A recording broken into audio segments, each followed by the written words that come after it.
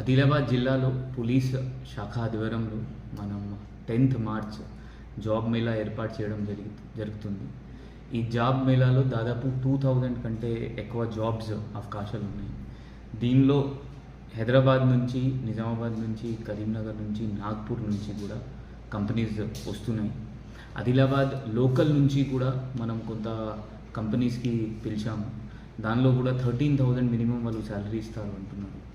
ఇది కాకుండా హైదరాబాద్లో ఉన్న జాబ్స్కి 18,000 నుంచి కొన్ని జాబ్స్కి 40,000-45,000 వరకు కూడా శాలరీ రావడం అవకాశం ఉంటుంది. దానిలో నర్సింగ్ వాళ్ళు, డిగ్రీ పాస్ చేసిన వాళ్ళు, లేకపోతే 10th పాస్, 7th పాస్ వాళ్ళకి కూడా జాబ్స్ అవకాశం ఉన్నాయి. దానిలో డ్రైవింగ్ లైసెన్స్ ఉంటే జెప్టోలో, జొమాటోలో కూడా జాబ్స్ రావడం అవకాశం ఉన్నాయి.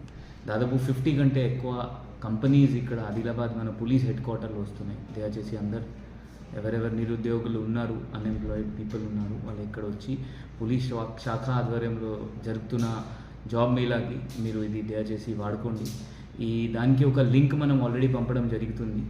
ఆ లింక్లో మీరు రిజిస్టర్ చేసి మీరు అన్నీ ఆ రోజు వచ్చినప్పుడు 10th మార్చ్ వచ్చినప్పుడు మీ సర్టిఫికేట్ లేకపోతే రిజ్యూమ్ ఏమైనా ఉంటే తీసుకొస్తే తొందరగా ప్రొసీజర్ స్టార్ట్ అవుతుంది. దీనిలో భాగంగా మనం ఆదివాసీస్కి కూడా అందరికీ రిక్వెస్ట్, దయచేసి మీరు ఇక్కడ వచ్చి ఈ జాబ్ మేళాకి మీరు వాడుకోవాలి నేను కోరుకుంటున్నాను. ఎందుకంటే ఒక్కసారి జాబ్ వస్తే హైదరాబాద్ పోయినప్పుడు మీకు ఇంకా అవకాశాలు దొరుకుతుంది. నేను కోరుకుంటున్నాను మ్యాక్సిమం ఆదివాసీ ఈ జాబ్ మేళాకి ఉపయోగించాలి. దానిలో ఆదివాసీ లీడర్స్తో కూడా రిక్వెస్ట్, మీ యూత్కి ఈ పోలీస్ హెడ్ క్వార్టర్లో పంపించండి. సో దట్ వాళ్ళు కూడా ఇది జాబ్ మేళాలో జాబ్ తీసుకొని హైదరాబాద్ లేకపోతే ఎక్కడ వాళ్ళకి జాబ్ వస్తే అక్కడ పోయి వాళ్ళ కుటుంబం పరిస్థితి మంచిగా చేస్తారు కోరుకుంటున్నాను.